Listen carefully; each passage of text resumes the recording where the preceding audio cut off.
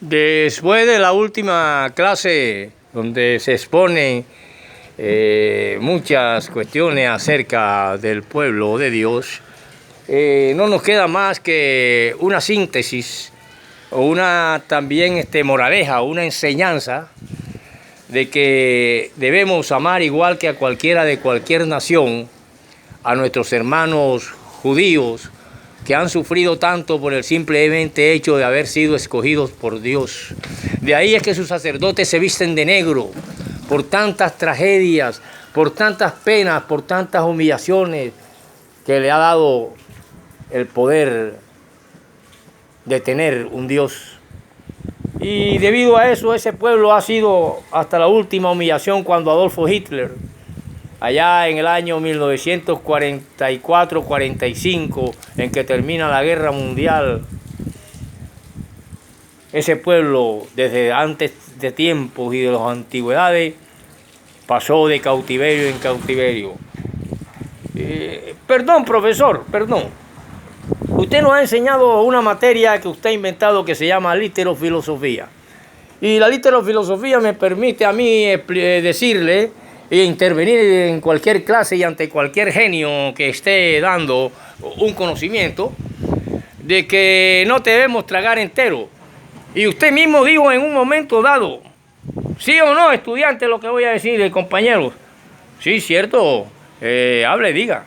Usted dijo que cuando Roma quemó el templo de Jerusalén y que nos iba a hablar después del dios Sol y Voltaire en literatura, no podemos pasar a esa clase si usted no nos explica una cuestión que escuchamos, que usted dijo con sus propios labios y que solo a la luz de la literofilosofía que usted inventó puede ser explicada. Bueno, pero diga, si no ha dicho nada todavía. Bueno, profesor, que usted dijo que cuando vinieron a Roma los que habían estado cautivos en Babilonia, eso es un error grande, profesor. Eso fue lo que dije. Sí, eso fue lo que usted dijo, profesor. Y disculpe, profesor. Claro, así me gusta que entiendan qué es literofilosofía y que la literofilosofía se basa en una cátedra, en una equivocación y tres cátedras en una verdad. Es cierto, pero la literofilosofía lo explica de la siguiente manera. Cuando existe el último profeta, Malaquías, en la Biblia solamente se pasa una página para llegar a Mateo. Pero en ese periodo de tiempo hubieron 420 años de silencio en que el pueblo de Dios no quiso saber más nada de ningún Dios. Pero ya Dios los había escogido. Y es cosa seria que Dios lo escoja a uno para algo. Porque es preferible muchas veces no haber conocido a Dios. Ese pueblo, yo dije que en el año 70, con la quema del templo de Jerusalén, Roma se llevó a los judíos que estaban en Jerusalén y entre esos que se habían convertido al cristianismo siguiendo la doctrina de Cristo. Es cierto que lo dije, pero tenemos que tener en cuenta, dice la literofilosofía que he inventado, que todas esas gentes que estaban ahí cuando la quema del templo de Jerusalén, toda esa gente proviene de generación en generación de los que se fueron después del cautiverio de Babilonia en la época de Nabucodonosor.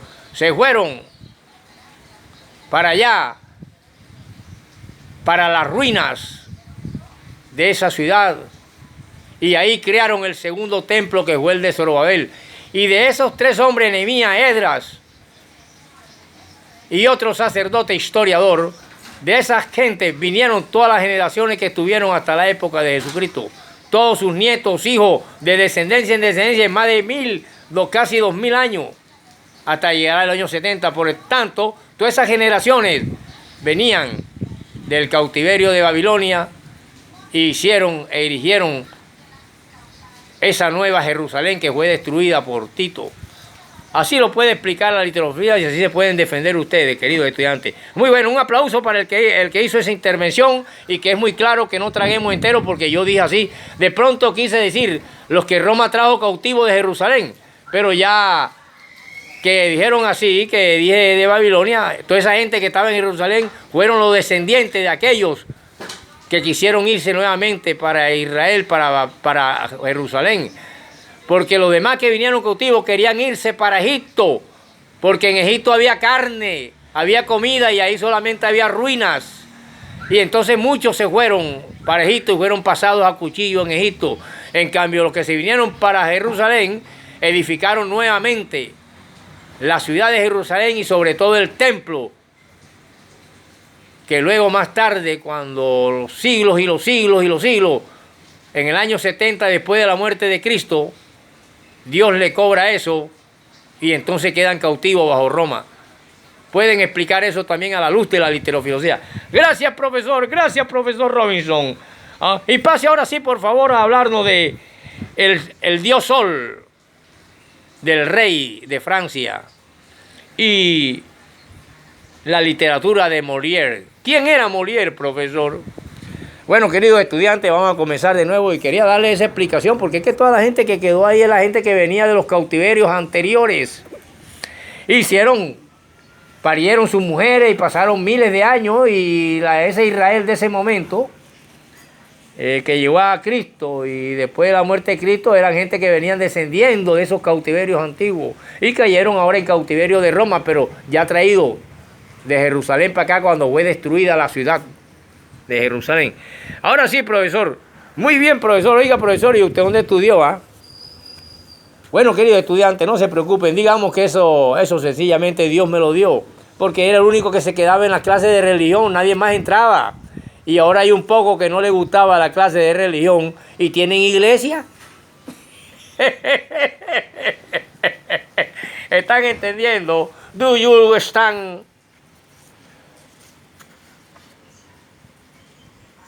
Do you understand to me? Ustedes me entienden a mí. Yes, profe. Yes, profe. Bueno, queridos estudiantes, vamos a continuar con Molière. Pero antes de hablarle de Molière, yo quiero decirle lo siguiente. Que hay muchos dichos y máximas que han sido utilizadas en el mundo de la literatura y han sido utilizadas por grandes meditadores. Y estas palabras y estos dichos de nuestros abuelos y bisabuelos han sido registradas en libros y son muy sabios y transforman vidas. Para poder entender nosotros un poquito que también el pueblo de Dios tuvo dichos y son los famosos proverbios, los dichos del pueblo de Israel son los que están en el libro de Proverbios, recogido por Salomón y otros escritores como Lemuel, que es el mismo, pero dicen que otro, es totalmente que los proverbios son los dichos del pueblo de Israel. Ya le digo una vez que aquí estamos acostumbrados a los dichos que tenemos en el mercado de grano que dan hasta pena. Por eso no nos podemos comparar con esas culturas. Nuestra cultura occidental, aquella oriental, y nos las trajeron. Ahora sí podemos pasar a Molière. Resulta que si yo hablo de dichos y yo hago reír a la gente, quiere decir que están ante un dramaturgo, están ante un cómico. Aquí hubieron muchos, Cantinflas, Tintán, Resorte, ¿verdad? Pero que en el mundo de la literatura, Molière pertenece a uno de esos géneros. Pertenece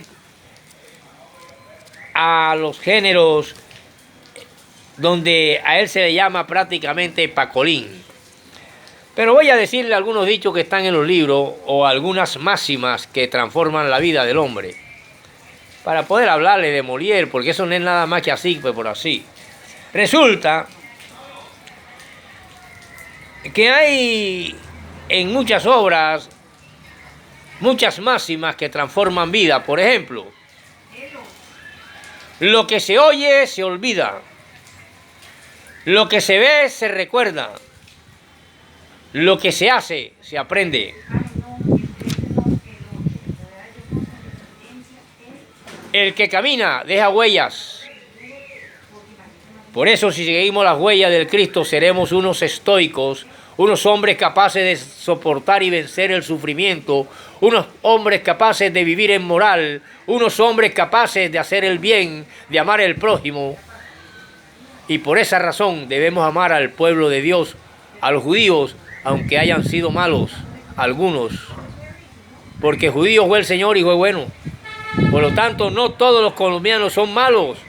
No todos los franceses son malos, no todos los gringos son malos, porque la vida, el bien y el mal son así. Por lo tanto, todo el que deja huella de bien, deja huella de bien, y el que deja huella de mal, deja huella de mal. Pero siempre habrá un justo juez, el cual intercederá por nosotros ante ese Dios que escogió a un pueblo. Como nosotros coger una gota de agua y probarla para probar que el mar es salado, no tenemos que sacar el mar de donde está, para sacarlo afuera, para probarlo, para ver si es salado. Con una gota basta. Dios escogió a un pueblo y ese pueblo ha sufrido lo que ha sufrido para que sea lo que Dios quiere que sea el ser humano. Y ahí salió su Hijo. Por lo tanto, las clases de religión no se deben perder en los colegios. No deben ser las clases de religiones quitadas de los colegios para colocar otras materias que no tienen la cultura universal que exige el aprender las cosas de Dios.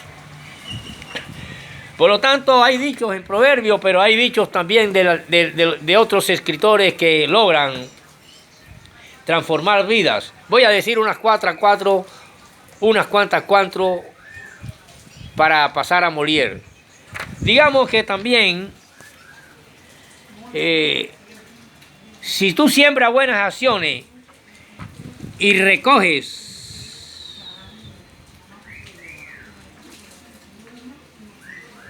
cosas buenas, es porque ese es el fruto de la que tú sembraste. Si tú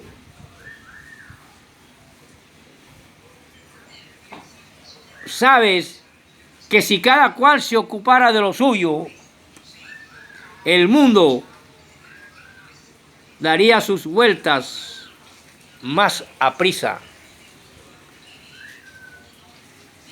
¿Se puede uno formular la pregunta: ¿soy o no responsable de mis actos?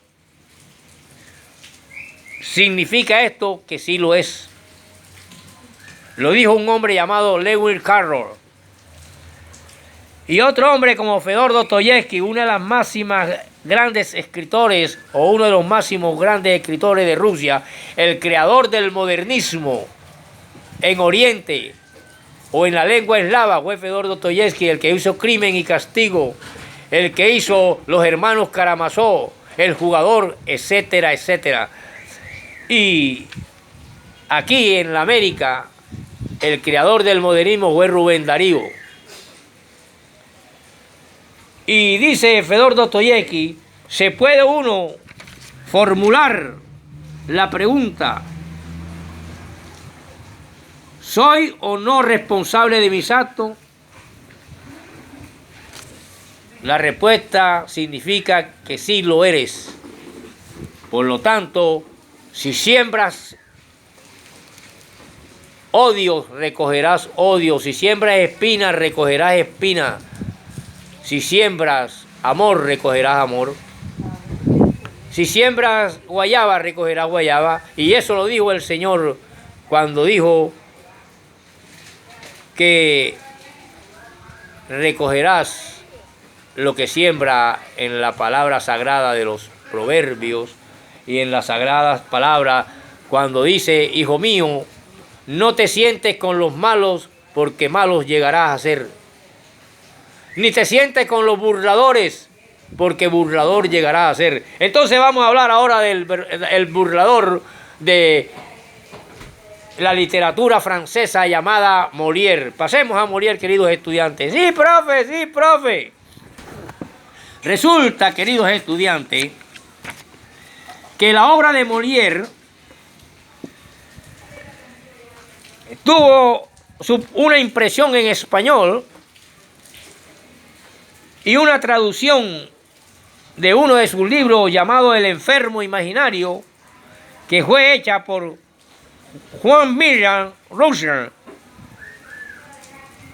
y El médico a palos, también obra de él, fue traducida por Fernández de Moratín. Por lo tanto, podemos decir que los libros de él se dividen en esta obra de las que le voy a hablar: El enfermo imaginario y El médico a palo. Mucha gente está enferma solamente por medio de su mente, porque su cuerpo está sano. Y eso se llama que hay personas que no tienen ninguna clase de enfermedad y siempre están donde el médico doliéndose de algo. Se llaman hipocondríacos. Por lo tanto, Molière habla en sus libros de el enfermo imaginario, que hoy en día le llamaríamos hipocondríaco en nuestro lenguaje español natural, normal que hablamos. Pero, profesor, ¿quién es ese Molière? Queridos estudiantes, mira tú, oreja de burro, y tú, pescuezo de puerco, siéntense a distancia porque ustedes son muy habladores y no me van a dejar dar la clase. Escriban, cojan un plumero como hacíamos en el Carlos Meisel, en el Barranquilla, en el INEN. Nada más necesitan conmigo un cuaderno, no necesitan traer tantos libros de 120,000 pesos, Santillana ni el otro. Cojan un papel por ahí cualquiera de cebolla, un papel de la cocina, pero escriban lo que les voy a decir. Resulta que Molière no se llama Molière. Molière es un nombre que realmente se le coloca como seudónimo al escritor del enfermo imaginario y El médico a palos. El nombre de él realmente es Jean-Baptiste Pacolin. Es uno de los grandes artistas del siglo XVII en el arte de la literatura. Es francés y tomó a los antiguos por medio, o por modelo más bien, a la naturaleza por objeto y a la razón por guía. Pacolin, Jean-Baptiste, llamado Molière, fundan el esplendor literario de la Francia del siglo XIV, en época del Rey Sol. El Rey Sol vestía como todos los hombres reyes de Francia. Sus vestiduras eran roja o vino tinto, que la diferenciara y la diferenciaban del rey de España, que siempre vistieron de negro debido a la trágica vida e historia de los españoles. Mientras que Francia fue la alegría, fue el origen de la burguesía, fue el origen de la fiesta, fue el origen del comercio, fue el origen de una nueva sociedad. Y el rey vestía alegremente mientras la tristeza invadía a los reyes de España. Así como a los sacerdotes de Israel vestían de negro por tantas tragedias y tanto sufrimiento. Vayan uniendo religión y literatura para poder entender la Biblia, queridos estudiantes. Eso no es nada más que me aprendiste el versículo y puse una iglesia en la esquina y me tienen que dar el 10% porque dejé de ser marihuanero y ratero. Déjese de esa vaina, no joda. En otra forma podemos decir que el Rey Sol vive en las pampas de Versalles, rodeado de una aristocracia rendida y deslumbrada, en medio del rey, el cual le gustaba rodearse de artistas, intelectuales, escritores, poetas y comediantes como Molière. ¿Están entendiendo, queridos estudiantes? Sí, profe. Entonces, para continuar con esta cuestión y entender lo que es una escena, en unas tablas, cuando se utiliza el género literario menor llamado teatro, podemos entender entonces que hubieron muchos y muchas artistas y obras de teatro puestas en escena en la Francia de los reyes franceses, porque a los reyes les gustaban rodearse de artistas, y entre eso estaba Molière, que era un comediante, por lo tanto, y era un escritor. Por lo tanto, el rey Sol vive en la pompa. El rey Sol, en torno a él, hay una increíble unidad de gusto y de espíritu de artistas, intelectuales, nobleza y alta burguesía. Y coinciden en todo con el monarca, en todo, menos en una cosa. Y es que el rey le tiene una gran estimación a este comediante descarado y autor que ha adoptado el nombre de Molière. Y el rey lo aplaude, le sugiere escena y lo protege. Y esto no le gusta a la alta burguesía, que era encartonada. Y a través de Molière, el rey se burlaba de ellos. Por lo tanto, un escritor, un periodista, un hombre público es respetado porque su palabra, sea en juego o no en juego, hace temblar un Estado. Y continuaremos en la próxima clase, porque solamente le quería explicar que toda la gente que estuvo en la destrucción del templo de Jerusalén provienen de los testículos de todos aquellos que se fueron con Esdras y Nehemías y otros historiadores después del cautiverio de Babilonia a volver a rehacer a Israel y a la ciudad de Jerusalén, donde existió el famoso Melquisedec, rey de Salem, que luego ese caserío se llamó la pomposa, grandiosa ciudad de Jerusalén, destruida por Tito, hijo de Vespuciano, emperador de Roma.